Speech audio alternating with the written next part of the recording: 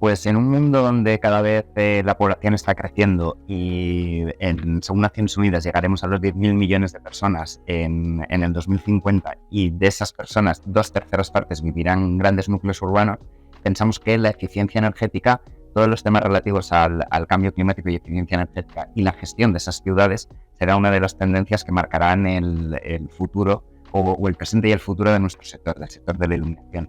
También tenemos un gran reto que es la gestión de los recursos naturales. Estamos consumiendo 1,7 veces los recursos que la Tierra puede generar o que genera anualmente. Esto quiere decir que para julio de este año habremos agotado los recursos de este año. Ese es otro de los grandes retos que nos enfrentamos. Y en este contexto, el sector de la iluminación, gracias a la tecnología LED, que es un nativo digital, puede ser una respuesta a esas dos tendencias. Por una parte, como una manera de tener unos ahorros energéticos en las instalaciones actuales. Tenemos edificios, ciudades con tecnologías muy obsoletas que simplemente por el cambio a LED conseguirían ahorros entre el 50 y el 80%. Y al mismo tiempo, nuevas maneras de producir. Es decir, tenemos que empezar a pensar en conceptos de circularidad, donde el uso y el reciclaje y la reutilización de esos productos sea también clave de cara a ese reto que tenemos con las materias primas, con los recursos del planeta.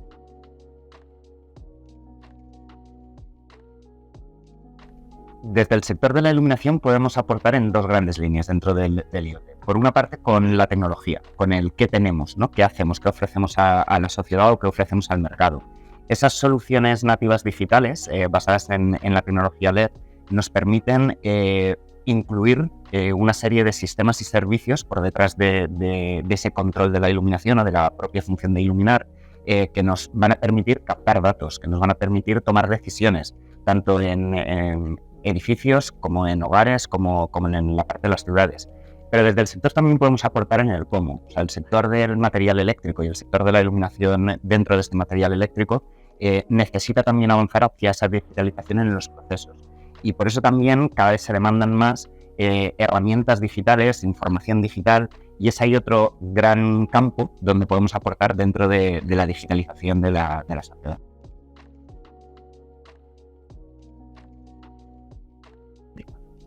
Pues la principal oportunidad que vemos en este momento son los fondos, las ayudas públicas, tanto a nivel de fondos europeos que se pusieron en marcha en 2050, que se pusieron en marcha en 2020 tras el COVID con los fondos Next Generation y que tienen como objetivo esa descarbonización y esa digitalización del continente europeo para el 2050. Esa es una gran oportunidad porque gran parte de esos recursos se están destinando a materia de eficiencia energética y de digitalización, con lo cual la iluminación y el sector del material eléctrico vuelve a tener mucho que aportar en estas líneas de ayudas. A nivel europeo se definieron dentro de esos fondos Next Generation 6 grandes pilares. Está la renovación de edificios, la adopción de energías renovables, economía circular, movilidad limpia, biodiversidad y digitalización. Y en cada una de ellas, desde el sector podemos aportar.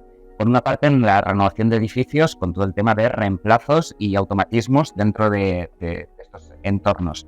Tenemos que tener en cuenta que el 80% de los edificios actuales seguirá siendo operativo en 2050, con lo cual tenemos un margen y una oportunidad de mejorar la eficiencia energética y avanzar hacia esa digitalización en el entorno de edificios. Cuando hablamos, por ejemplo, de renovables, se habla mucho de cómo producimos la energía a través de estas energías renovables, pero también es muy importante cómo la consumimos. Es decir, al final, si podemos reducir los consumos y no tener que fabricar o producir más energía, es una medida mucho más inmediata que el cambio energético que tenemos enfrente con las energías renovables, que por supuesto no hay que abandonar, es decir, tenemos que tender hacia esas energías renovables, pero una acción más inmediata sería el atacar o el reducir el consumo energético de nuestras ciudades. Nosotros, por ejemplo, en energías renovables podemos aportar toda la iluminación solar, con placas solares que se integran en el propio producto, con los propios vapores del alumbrado de una ciudad,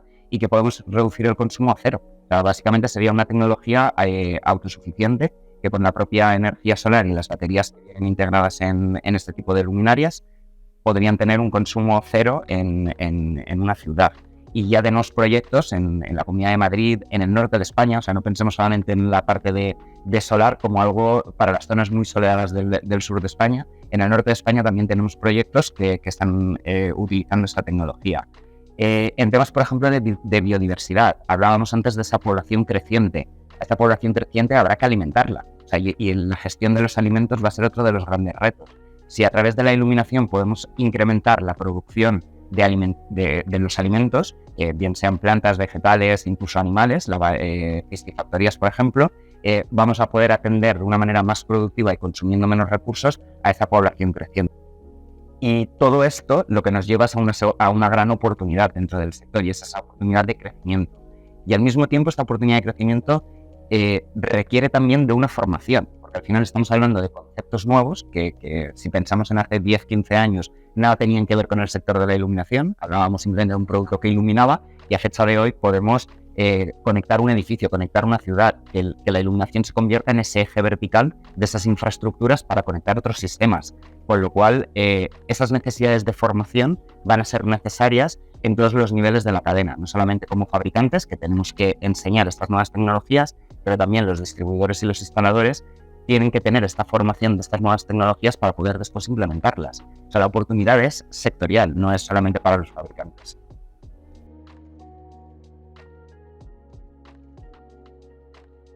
Es lo que digo, ¿no? Que es un poco el rediseño de cómo estamos fabricando esos productos.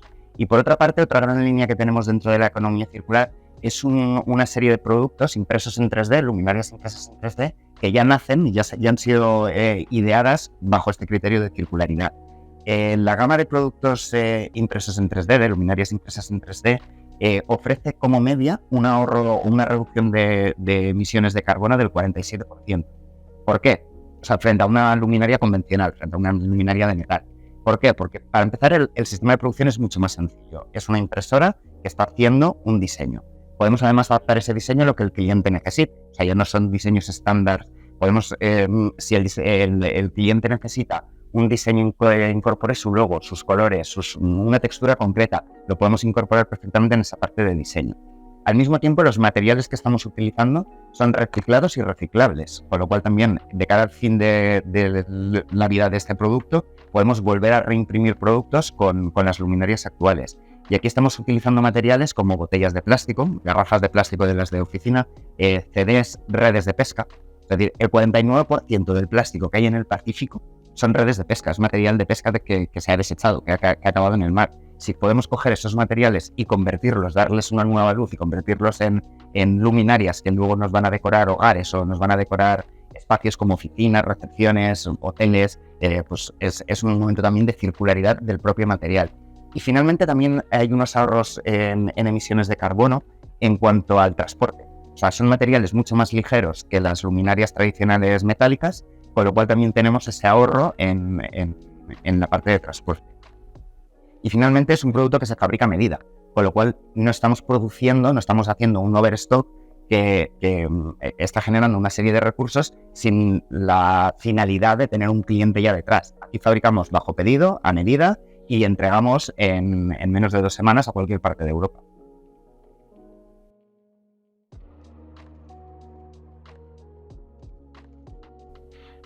Llevamos mucho tiempo hablando de Smart Cities. Yo creo que es un concepto que está muy manido y cuando hablamos de Smart Cities incorporamos todo, no solamente la parte de ciudad y de alumbrado público, sino también los edificios, porque al final son parte de esa ciudad, no los edificios. Actualmente las ciudades, lo que son los núcleos urbanos, consumen 2/3 partes del total de la energía a nivel mundial, con lo cual es el gran reto, ¿no? De ese cambio climático, esa batalla contra el cambio climático que hablábamos al principio, se va a ganar o se va a perder en el entorno de las ciudades, se va a ganar o se va a perder en la ciudad. Sí que es cierto que no hay un modelo de Smart City que valga para todo. Es decir, al final, grandes ciudades, municipios más pequeños, ciudades medianas, requieren de unas necesidades diferentes y ese desarrollo o ese idear, esa Smart City del futuro, tiene que ir muy en línea a la casuística de la propia ciudad, a las necesidades que tienen vecinos, que tienen turistas, y tiene que ser a prueba de legislatura. O sea, no podemos planificar, esa planificación política de las Smart Cities no puede ser a nivel de legislatura porque va mucho más allá el modelo que tenemos que crear. Nosotros desde el sector de la iluminación podemos aportar esa parte de eficiencia energética y digitalización, tanto en la ciudad como en el alumbrado, o sea, como en el alumbrado de los edificios.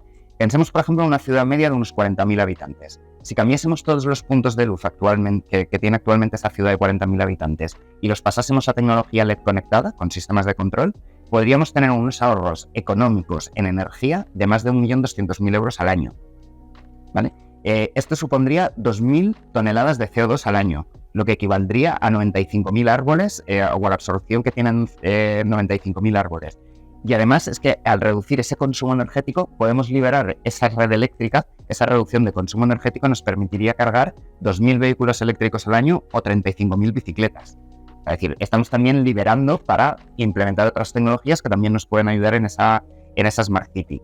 El alumbrado público en una ciudad a fecha de hoy representa el 50% del consumo energético o de la factura eléctrica. Es el 50%, con lo cual esas tasas de ahorro que hablábamos de entre el 50 y el 80 nos permitirían también liberar recursos económicos de las ciudades para hacer otro tipo de políticas. Política social, política de infraestructuras, podemos intervenir también en otras políticas. Y en ese ejemplo que ponía de la ciudad de 40.000 habitantes, el retorno de la inversión lo tenemos calculado a 3 años, a poco más de 3 años, con lo cual, esta renovación de alumbrado sí que es a prueba de legislatura. Dentro de una legislatura tendríamos incluido el retorno de la inversión. Si pasamos a la parte de edificios, que también son una parte de la ciudad, el 75%, estimamos que el 75% de los edificios que tenemos actualmente o que están vigentes actualmente en uso, utilizan tecnologías ineficientes, con lo cual aquí tenemos que incrementar la tasa de renovación, es necesario. O sea, esto es un llamamiento a empresas privadas, a organismos públicos, hay que renovar las tecnologías que tenemos en nuestros edificios. Y nuestro llamamiento es por lo menos llegar al 3% de renovación de edificios al año. Si conseguimos esa renovación del 3% de los edificios, tanto públicos como privados al año, llegaremos a ese compromiso de neutralidad de carbono del 2050 que se había planteado la Unión Europea. Y aquí hay dos grandes bloques, más allá de los edificios municipales o gubernamentales, hay dos grandes núcleos que son cruciales, que son los edificios sanitarios, todo lo que es hospitales, centros de atención primaria, y los edificios educativos. Quizás son dos de los grandes bloques más olvidados. Al final invertimos mucho en educación, en profesorado, en médicos, en tecnología sanitaria, pero la envolvente de todo esto la tenemos un poquito olvidada. Si cambiásemos la iluminación de todos los centros educativos de España, tendríamos unos ahorros de 205 millones de euros al año en ahorro en factura eléctrica. Si lo hiciésemos en los centros sanitarios, de 90 millones. Con lo cual, los ahorros que se plantean para la administración pública y para entidades privadas que gestionan este tipo de edificios son brutales. Y además avanzaríamos en esos compromisos de la Unión Europea de la neutralidad de carbono y de la digitalización del consumo.